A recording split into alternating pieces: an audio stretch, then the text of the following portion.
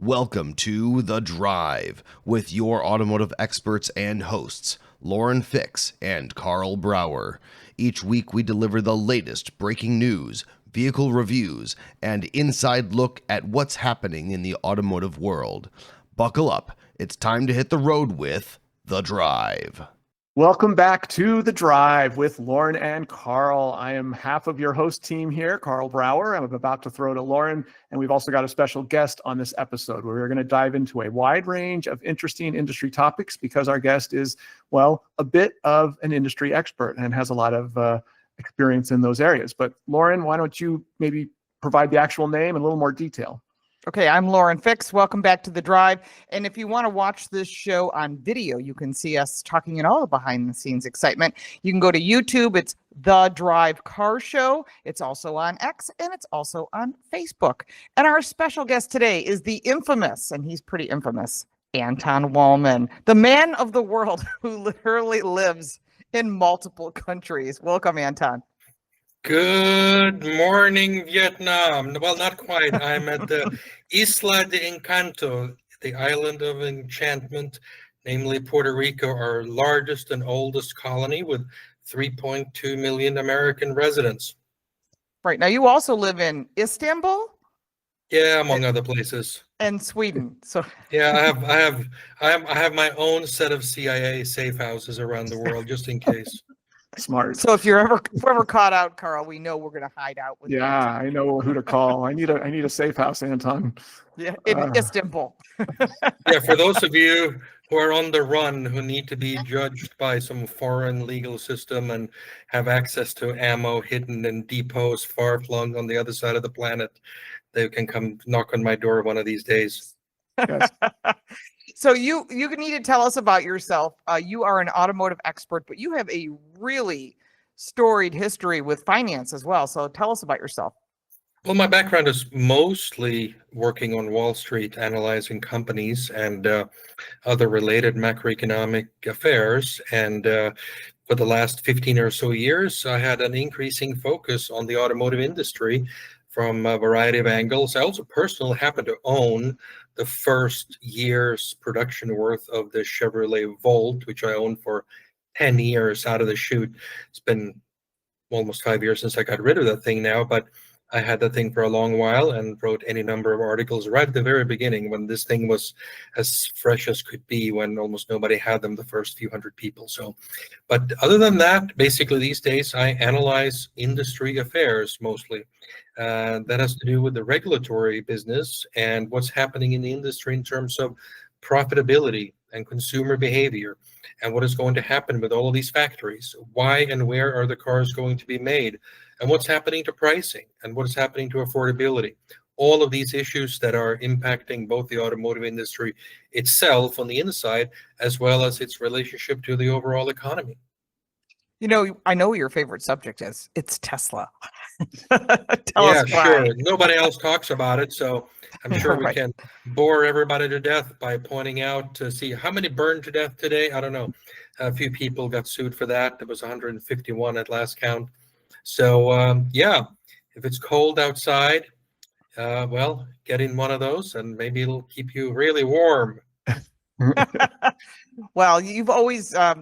that's actually one of the ways I met you. Is you were working in Southern California? No, it would be in Silicon Valley, and you decided to work at the Starbucks across the street from Tesla, and you got a lot of good insight. And you were a wonderful source for me for my news outlets. Well, that was the early days, right? So I started doing that in the fall of 2008. And that was just a month or two before the Roadster came out. And they were assembling that one in a shop on El Camino Real in Menlo Park. And I just happened to have moved there from New York City. And I had that building down the street. It was Tesla's first and only storefront at that point in the whole world.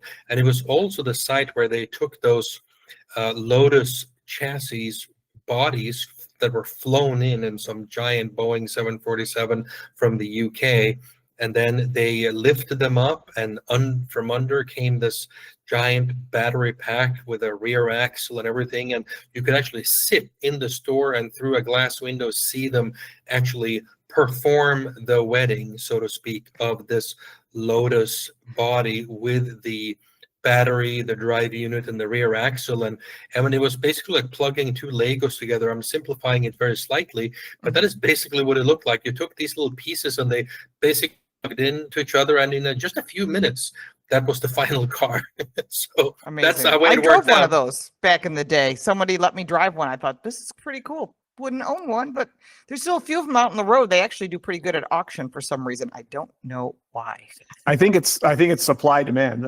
That was their first car, and there weren't that many made. I don't think there was a lot of customers or people who bought into them at the time, but they do stand now in history as the first Tesla ever made, and naturally that has a little bit of value. But all right, well, this is good. We've gotten a good introduction to Anton, and we're going to go from his background to all sorts of automotive topics that he's going to have some great commentary on. So we'll take a quick break here, and we will be back after the break and dive into automotive topics with Anton, Lauren, and myself. This segment is brought to you by Classic Tube. If you're restoring a car or you've got a performance car and you need brake lines, fuel lines, transmission lines, or custom tubing, contact Classic Tube. They're bent on perfection. Okay, this is a very important subject to a lot of our listeners. The price of vehicles has gotten out of control. There's no longer low-end price entry levels for people. Used car prices, which Karl covers all the time in big data, it's just become unreasonable. And Anton, you've got a lot of good information on this. Well, so the car industry has two major problems as we entered 2025, and that is that the automakers are seeing severely declining profitability, and that's a problem. Secondly, the problem is that the consumer is increasingly priced out of the market. The US market today is roughly 16 million vehicles, new vehicles a year. That is not appreciably different from what it was 40 years ago. And yet the American population has almost doubled in size. And of course, in theory, we've all gotten richer, so we should be buying more cars per capita than we did back in 1985 or so, but we aren't. We're buying significantly, almost half as many per capita. So there's a disease here that is hiding beneath the skin, and that is pricing. Their cars are too expensive to make, and they're too expensive to buy. And so how do we fix this? You may remember that just before 2020, you could look at Friday morning's paper and you will see your whatever Dodge Caravan or something discounted out of $14,995. You've got 3 of them available in red, so just come on your friendly Dodge dealer and buy one of those. Or there are plenty of examples of that, right? So a Renegade, you name it, any one of these. And now all of a sudden, you can't touch anything under basically 24 grand. I mean, it's roughly where the market is. 1 or 2 models, maybe on a good day that falls just below that, but roughly 24 grand is where the market begins. So we just blinked. It was 5 years. That was roughly the time during which the World War II was fought, 5 years, and suddenly COVID, you mean?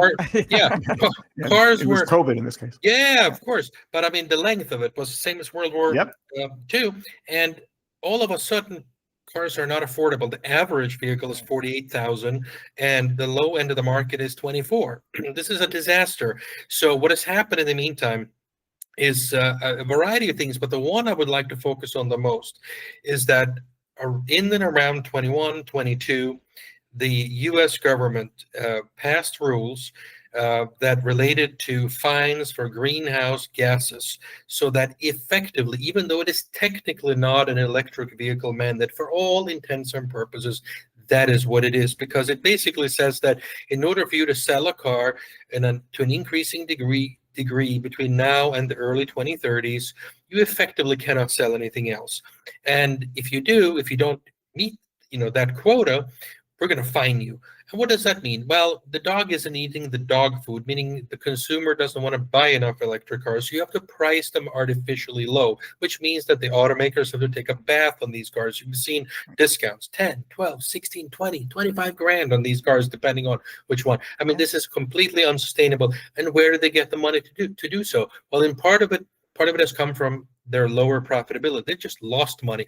But the other thing, which people never really talk about, is that they have added to the price of regular plain vanilla gasoline vehicles. And that has resulted in these lower end vehicles. Look at the Kia Rio, the Hyundai Accent, the Toyota Yaris, the Ford EcoSport. They don't sell any of those anymore. Yeah. They just went out of commission over the last 2 to 3 years, and this didn't happen by chance. As we said during the Cold War, it's not a coincidence. This happened for a reason, and it happened because they became economically unviable. Because at the low end of the market, you have to add so much of accounting expense to account for these fines, so as to make them not profitable to sell. So therefore, they're going away. Next year, the Nissan Versa, one of the 2 or 3 cheapest cars in the market today, is going away. Why? Unreal. Well, consumers ought to be screaming for these things, but these things were decided a couple of years ago, and that's because at the low end of the market, the automakers can't make them profitable. This is the crisis in automotive America today, and we have to do something about it, and something is being done about it. We started by getting rid of the CAFE, the corporate average fuel economy mandates, on July 4th of this year. That's number one. We are now waiting for a resolution in the courts and from the administrative state as to whether the GHG, the greenhouse gas fines, are going to go away or not. The government has started that process. It has not yet completed, and we'll see if there are going to be court challenges, but hopefully, maybe, kind of, sort of, in a few short months, they'll be going away. And when that happens, I predict, I calculate, I estimate that the price of a brand new vehicle is going to start falling, all other things equal, because of course other things could be happening in the world on a number of fronts, but all other things equal, maybe, just maybe, the price of a new vehicle will once again start to fall down from the $24,000 entry level price today, maybe back down to almost $16,000 for the entry level. I agree with you. And I think this is really important because when they put that EV mandate in, it just cost car companies money. They all took losses. But we're going to talk more about this in just a few minutes. We're going to put the car into neutral, and we'll be right back. All right, we are back with The Drive with Lauren and Karl, and we are going to keep talking about this very important topic, which is the price of cars and how the EV mandate and a lot of the regulations related to greenhouse gases undeniably drove up the price of new vehicles, as Anton was mentioning. But we're seeing a reversal for various reasons, lots of factors out there that are reversing this. And as a result, we're also seeing a real reversal in the kind of cars that are being produced, or at least planned to be produced. There was actually a recent story in Automotive News listing all of the delayed or outrightly canceled electric vehicle introductions scheduled in the next, say, 12 to 24 months. And it was a fascinating read. And I want to go over some of those models just to kind of further reflect on this shift in policy that hopefully will result in a shift in pricing. But first, I want to make sure I say that this segment was brought to you by IC Cars. I work at IC Cars as the executive analyst, and it's a very good resource for people who are shopping for any vehicle online, because you not only get all the vehicle listings, but you also get great advice from all the data that we utilize to see what's going on and where your best deals can be found. All right, so let's jump into the actual cars that have been canceled. And Anton and Lauren, I want to get your feedback too on this, but I'll just start us off with the fact that, well, I'm going to look at the list I made here right now. Well, the biggest failure is the easy one. Yeah. The biggest failure of all, the Ford F-150 Lightning, with a loss of $40,000 per vehicle. How do you take a loss of $40,000? How do you make that up? Well, they jacked the price of everything else, but they can't keep building this vehicle with that kind of loss. Well, it's ironic because the F-150, you could argue, drives almost all of Ford's profits. It's the machine that drives, it's the fuel that drives that machine called Ford. And it was, of course, one of the best-selling vehicles, or if not the best-selling vehicle for decades in this country. It drives a lot of just overall automotive industry profits, not to mention all the secondary profits you get from selling those things and the modifications and the fleet vehicles that are being used to get work done in the country and all that. It's a great economic kind of resource for the U.S. And then all of a sudden there's an electric version, and it, as you said, Lauren, it's losing money on each one. And it's just one of many. But, Anton, what's your take on this list of cars? Do you find anything interesting about this list of cars and how it kind of reflects what we're talking about and what it might do for each of the companies that are canceling these vehicles? Well, first of all, let's establish the principle. Imagine, if you wish, Lauren and Karl, that McDonald's and Burger King were forced by our wonderful government to sell a certain quota of tofu, rice cake, and vegan Spam dishes every day. And if they didn't, they would be fined heavily by the government. They couldn't give these things away. in fact, they would probably pay people an extra $5 if they just eat the darn thing.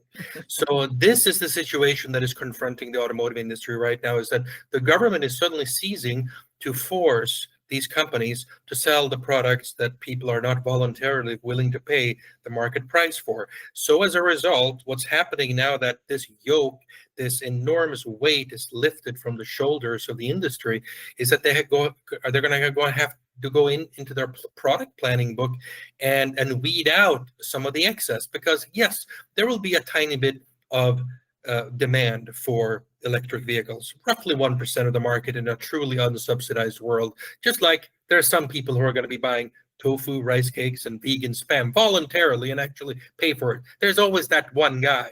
However, it is not 10% of the market. It probably isn't even 5%. I doubt it's even 3%. And the government said, we're going to take this thing from the 9% that it reached at its peak the other year to 100% within a decade, which is nonsense. So now that this weight is lifted from the shoulders of the automotive industry, item by item, we see them, almost every automaker is going in and postponing, delaying, canceling programs. And this is no mystery whatsoever. You simply got to make the food that the dog is willing to eat. Otherwise, it doesn't work. Well, I love your metaphor there, and I want to just extend that, because there's other people out there. I think his name is Bill Gates. He doesn't want us eating real food either. Your other metaphor could come true too. We're supposed to all eat creative versions of meat that are not real meat, according to various people out there. So let's hope that both of these versions of government deciding what we're all going to do don't come true. But yeah, real quick, I'm just going to throw a few of the vehicles out there, and you guys can jump in too if you want, looking at this list. But Acura canceled that ZDX, which was a partnership with GM, and the Honda had the Prologue, which was essentially the same car. I got to personally tell you, I would get in those cars and I was thinking, I can't believe these guys paired, because I thought the interior did not reflect well. Honda usually has great interiors. For some reason, the interior in this car that they worked with another GM on didn't look, anyways. So I was not happy with those cars. But Dodge canceled the RT trim of the Charger, as we already know, and they apparently are canceling a 900 horsepower version of that vehicle that was supposed to come, the Banshee high performance one they talked about. We talked about Ford, Jaguar, Land Rover. We don't want to get into that whole mess, but we know that they're still saying EV. They're still standing their ground, digging their heels in.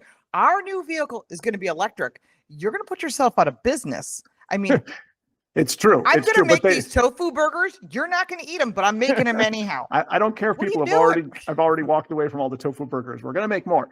So yeah, that brand, I don't know what they're doing, but they did delay. It was supposed to be at the end of 25. Now it's already a year away from all their EVs. Jeep canceled. Nissan Ariya? The Nissan Ariya has been frozen, and of course they reduced production. We already talked about that in a previous episode of the new Leaf, which was kind of supposed to be their big deal vehicle. Mm-hmm. The Maserati canceled plans for their battery-powered MC20. Porsche, thank God, has canceled the idea of no internal combustion versions of the 718 Boxster and Cayman. So I had one of those cars recently. Doing the Cayenne. They're going to launch the Cayenne electric.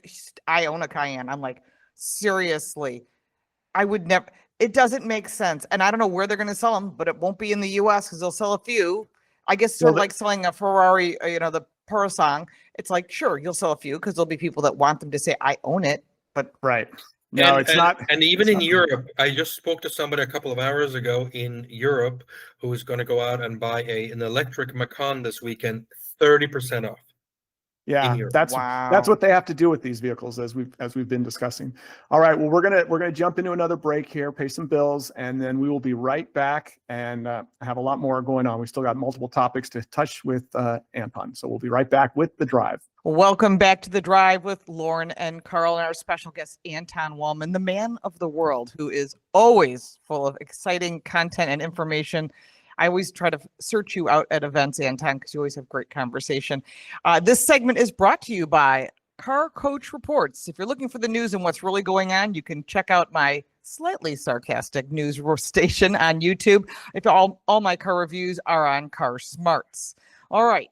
Yesterday, or at least a couple days ago, depending on when you're listening to this, we saw that Tesla was producing a lower priced, was it a Model 3 and a Y?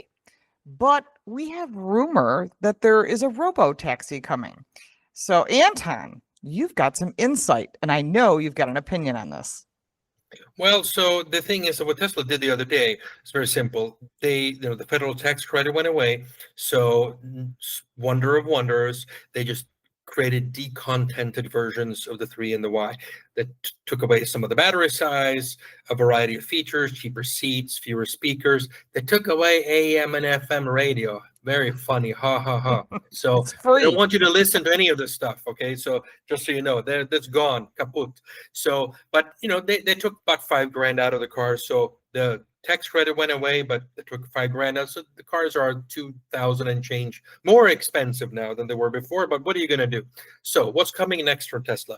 At some point, they were going to do this so-called Model 2, which was going to be some unspecified, much lower cost to produce vehicle.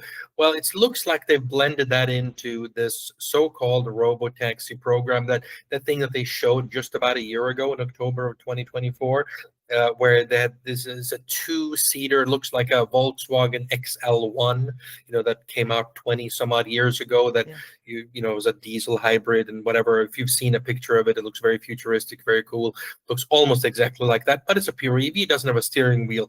Now, you could very easily put a steering wheel in this thing and make it into a regular car that also has whatever semi-autonomous capabilities that every other Tesla has. So this is going to be their new manufacturing technology. They call this the unboxed principle, where you produce the car in such a way that it's much faster and cheaper to doing so. Okay, God bless. But basically, come on, people, a taxi for 2 people. A low-slung thing that you have to bend into like a Lamborghini. I mean, what are you wearing when you're doing this? Do you ever get out? Do you need to call the fire department to cut me out of this thing? So, okay, this is not good in terms of market fit, okay? I mean, if you're selling a car to a family with 4 kids and 2 dogs, you sell them a minivan, not a Lamborghini, okay? So, because it's not going to work. 2-seater, this... gull wing type doors. No, this is not so for the life of me, I do not understand who came up with this thing. But good luck with these people. At least the software isn't going to be any different than what's going to be in a regular Model Y, which is a perfectly normal car that is suitable for taxi. I mean, we've all been in the back of a regular plain vanilla Uber or Lyft that's a Model 3 or Model Y. It's no mystery here. So why make a car that it looks this way?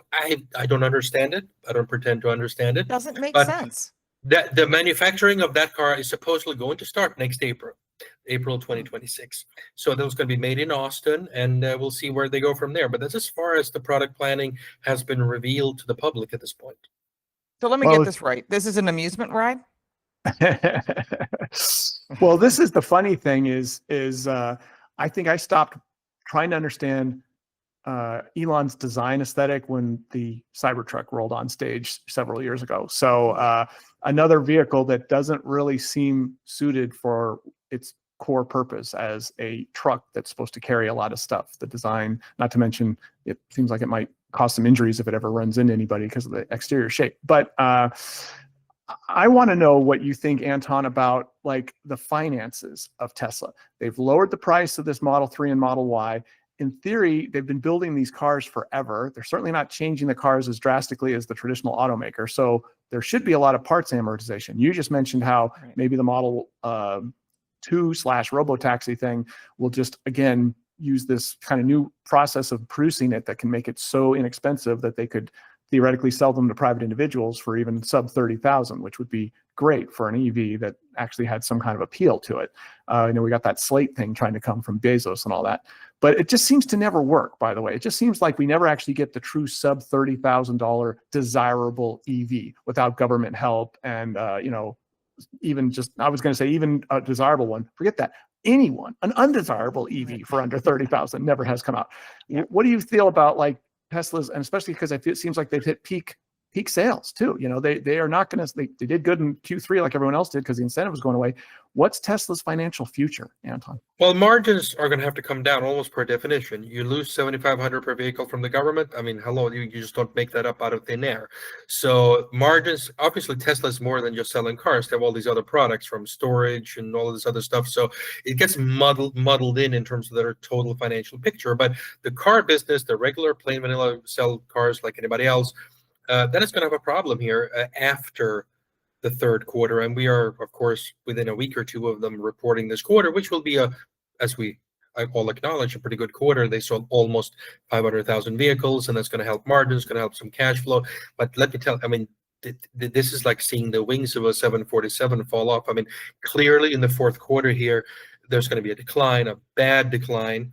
There'll be a little bit of follow through from the third quarter because of some lease deals and so forth. But as we exit the fourth quarter, the first quarter is going to be darker than a chimney man's behind. I mean, it's going to be very, very bad. It's not going to, they're going to continue to lose market share. Margins are going to come down. Big problem. It's interesting. I love your analogies, by the way. They're absolutely spectacular. I think I worry about Tesla because the market, and I'm not a financial expert, nor do I claim to be, you are, telling people, you should invest in Tesla, and people are. You can see just before the announcement, it was up like $20 a share. I'm watching it thinking, what is wrong with people? And now we're going to watch it tank. At least we assume so. I'm no expert, but what do you think about that? Well, Tesla's is such a unique case because they're so divorced from any of the fundamentals. I mean, the company's volume is peaked in 2023, early 2023, mid 2023, and then at 1.8 million units per year globally. In 2024, how many cars did they sell? Exactly, also 1.8 million units per year. It was flat year over year. This year, they will sell approximately 1.65. So this will be an actual decline, not a gigantic decline, but almost 10%, 8-9%, something like that by the time we count all the chickens here in time for New Year's. So this is, I mean, think about this. How do you value a company, an automaker, that see unit volume declines? I mean, this is just, I mean, we know the regular automakers are trading at 6, 7, 8 times earnings on a good day. Toyota maybe at 10 or 12. This doesn't add up right now. But of course, people have hopes for other products coming down the road. There are these, robots and whatever else that's going to be happening in X number of years or decades from now. So, the market is, very unique in terms of how it treats this particular name. It's true. It's all true. And I keep waiting for it to kind of, some rationalization to come back into the price. All right, we're going to take another break, and we will be right back with more with Karl and Lauren. And in today's episode, Anton Wahlman as well. We'll be right back. All right, you are back with The Drive. Karl and Lauren hosting, but we've got Anton Wahlman here too to give us a lot of great perspective on what's going on. This segment is brought to you by Brauer Cars. That might sound familiar. That would be my video channel on YouTube, where I do multiple videos per week on a lot of the new cars that I have just driven. Also, sometimes the occasional adventure I go on, car adventure. A lot of fun. So check it out at Brauer Cars on YouTube. All right, so Anton, another piece of news relating to vehicle costs and taxes and government impact on economies is tariffs. We've heard the word tariff once or twice in the past 6 months, a little more than we used to hear it, because that's one of Trump's favorite tools to impose or impact vehicle costs and where things are built. So he just announced a 25% tariff on all medium and heavy duty pickup trucks. And that means things like the Ram that come from Mexico City or F-150s that come out of Canada. There are a fair amount of very high profit, high volume, important vehicles to the domestic automakers that are not assembled in this country. And we've also got a history of having very interesting taxes even before Trump, with things like the chicken tax that some of our listeners may have heard of. But let's jump into this. What do you think about this tariff's impact and what it's going to do for these domestic automakers? And what about some of the other vehicles that it's already impacted, these kind of taxes on trucks in the U.S.? So this is a very narrow market in the U.S. We only really have 3 makers who do this. It's GM with their 2 brands, Chevy and GMC, Ford, and of course Ram. And these are the models that are the 250/2500 and higher. So 250/350, 2500/3500. So Ford is the one of the 3 that makes the largest percentage of those inside the United States. And then you have GM, which makes a certain portion of theirs in Canada and in Mexico, and of course Ram, which makes essentially all of their heavy duty, meaning 2500 and above, in Mexico. So I heard that Ram / Stellantis had made a petition to the government immediately to see if they can get an exemption from this. And of course, then Ford and GM jumped in and said something like, they're going to get an exemption. Well, that's unfair to us all of a sudden. So we don't simply know how this will sort itself out. As with all things tariffs, most automakers right now are realizing that production changes are hard, meaning they're expensive. Whatever they do, any changes cost in the many hundreds of millions of dollars, let alone billions. That's why nobody's announcing any new car factories at all this year, because you're trying to make these changes based on tariff changes that may not even be here a couple of months from now, let alone 3, 4, 5 years ago. This whatever factory decision you make is going to come online in 4 or 5 years from now. So therefore, most companies are standing pat. They're basically eating these tariffs and or adding to prices. So at this point, I don't foresee a whole lot of changes, because it just simply is too expensive to move things around in the short term when you don't know where things are going to be going, even just 3, 4 years from now. This whole thing could reverse. Here's my thoughts on this. USMCA, this is what it's all about. Carney was just in the White House and he left with no deal. And Trump's going to make him pay for this as he puts his heels in and says, we're going to do a counter tariff. Well, they back down on that. Carney's going to end up holding the bag and be the last one to the table to negotiate with Trump. And that is a stupid idea. The way, if anyone who's ever seen anything that Trump does in the art of the deal, last to the table gets the worst deal. So we're looking at the USMCA being renegotiated. It was supposed to be renegotiated in July of 2026, but he wants to renegotiate it early. And that's why he's putting these high tariffs on, to push these people to the table, because Mexico's already saying, we'll do whatever you want. We can't afford to have our workers without jobs. Canada's the same thing, but they're now thinking that they're bigger fish in this pond than they are. And I think they're going to get the bad end of this deal. And President Trump is not going to budge. He's going to make them come to the table and make them renegotiate. And knowing how he operates, there'll be tariffs in place, and we get to take the money in as our government, and hopefully we can use it for good and not for waste. Yeah, I agree with you, Lauren. And it's funny when you think about kind of the history of trucks and the U.S. They're such an important part of this market. As Anton mentioned, the domestics, it really drives the profit for all three of them. That's their highest profit plus highest volume vehicles. You look at the best selling vehicles in the country every year, and what are the first three? Ram, Silverado, and F-150, I think in the reverse order typically. F-150 is always number one. And then if you roll in the GMC Sierra, that's your top four. So those are really big sellers in this country, and they're big profit drivers. And we've seen some interesting things in the past with the chicken tax and how various companies have gotten around it. I remember being on a press trip a while back when Mercedes-Benz Sprinter division, which does their little vans, would take us and show us how they were shipping them in without the seats in, and then they installed the seats so they could come in as one classification and not be tariffed, and then have changed into another classification so they could be sold in this country and all. And now they've got a plant to build those in this country. So it kind of worked. The chicken tax ultimately forced a domestic production of a vehicle that otherwise wouldn't have been produced here. And that's the whole idea behind tariffs, right? So I think the we're last see vehicles continue. that were the very last vehicles that entered the U.S. that were subject to this were the small vans. They were the Ram ProMaster City, the Ford Transit Connect, and we have the Nissan NV200, and there was a GM spin-off of that very briefly a few years ago. Now they're all gone. So the U.S. market is completely devoid of small vans. These are very common vehicles all over Europe, arguably the single most common vehicles in inner city, all workers, small businesses. They're completely gone. So pro tip to all automakers, find a way to make one of these, because you've got the field all to yourself. Yeah, Absolutely. You're right, Anton. Yeah, there's a big white space there that they could fill if someone came up with a great small van.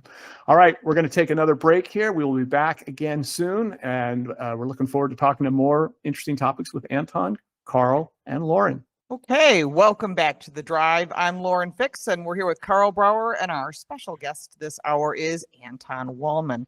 There's a lot going on, with the change of electric vehicles going away. What are your predictions for the next 2 years? What are we going to see happen to the auto industry? Two things, Lauren and Karl. Number one, in terms of the EVs themselves, because turning the industry around is like turning an oil tanker around. You just don't do it on a dime. It doesn't happen. And product cycles are 4 years, 4.5 years. They're trying to cut that down. But so first of all, when it comes to the EVs, you have about a 2.5 year type of a roll off, I should say, in terms of the current inventories, production plans, committed parts, all of that.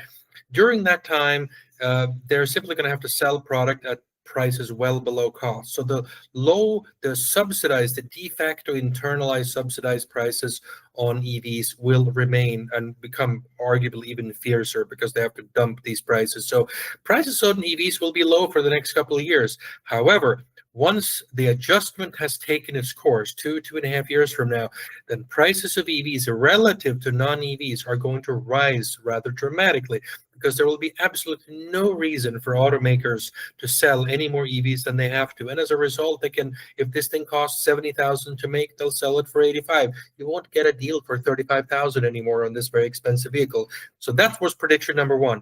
Prediction number two is that I think we're going to see a return of the naturally aspirated base engine, the plain vanilla, not even turbochargers, forget hybrids, no nothing. We have a cost crisis in the industry. And what's going to matter more than anything else is to produce the very cheapest car, not just to purchase, but also to maintain and upkeep. And I think that when you've studied all the alternatives, I think that you're going to see, especially at the lowest end of the market, that we're going to try to dig deeper down into the price levels by making the cheapest possible 2-liter straight four, no turbo, no hybrid, no nothing, to get the lightest vehicle that is cheapest to repair. That is my prediction number two. Interesting. I have a prediction on propulsion. I've been talking to a lot of different manufacturers, and not in the US, they offer diesel hybrid. So think of your hybrids, like I know Carl loves hybrids, but if you put a diesel engine with a hybrid, now you're talking. So I had been told from a couple of manufacturers that they're looking at 70 miles to the gallon. But I recently spoke with someone at Kia, and he says, we can earn 85 miles to the gallon. I said, if you brought a car to the US with 85 miles to the gallon, it would blow away everything else. People would buy them. That would be a huge seller. And I think if they brought these type of propulsions to the US, it just takes the government to not punish people for being creative and unique. And that's the smartest thing. And I think the fact that electric cars, the biggest person that's going to hurt, the biggest country or companies that are going to hurt the worst are going to be the Chinese. Because if people aren't using their batteries, they have hundreds of different car manufacturers. I think they're all about to go away and maybe leave 2 or 3 left in China because no one's going to want them. Well, I agree with pretty much everything you said, Lauren. The concept of taking the fuel efficiency benefits of a diesel and the fuel efficiency benefits of a hybrid drivetrain and putting them together. Anton actually mentioned this car already, the XL1 from Volkswagen. I drove that car very briefly on a Volkswagen trip about 10 years ago, and I was in love with the thing. I can't even remember. It was like they were going for you're going to probably know, Anton, it's like, because they use liters in Europe, and I think was it 100 miles per liter, which equates to like 180 miles. It was 100 kilometers per liter. 100 kilometers per liter, what is the equivalent MPG? Do you know?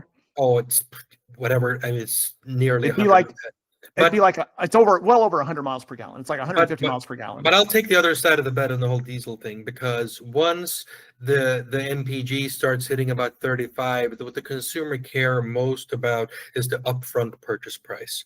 So once you start adding on $1,000 or $2 or $3 or $4, the sell becomes real hard. If the vehicle already is at roughly the 35 miles per gallon level, because once you spend a certain amount of dollars per year, you can only squeeze so much juice out of the orange, right? So that is going to be very tough. You're down to if your annual fuel bill is $600, how much are you willing to spend upfront to cut that down to $500?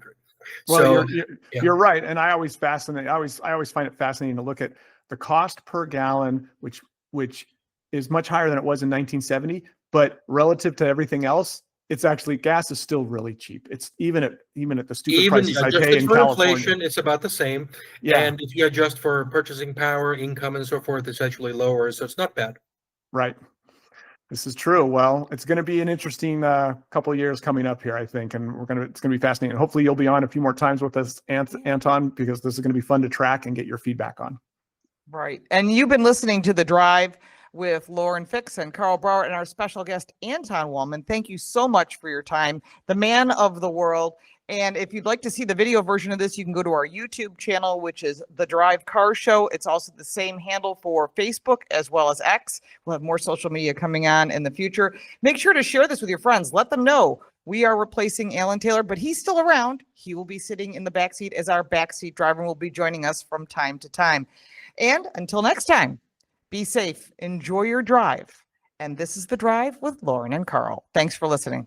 You've been listening to The Drive, your trusted source for the latest car news, expert reviews, and real insights into the automotive world. Thanks for riding along with us today. You can check out the entire archive of every episode on our YouTube channel, The Drive with Lauren and Karl. Be sure to subscribe so you never miss an episode, and join the conversation by leaving your comments. We love hearing from you. Until next time, stay safe, enjoy the ride, and we'll see you right back here on The Drive.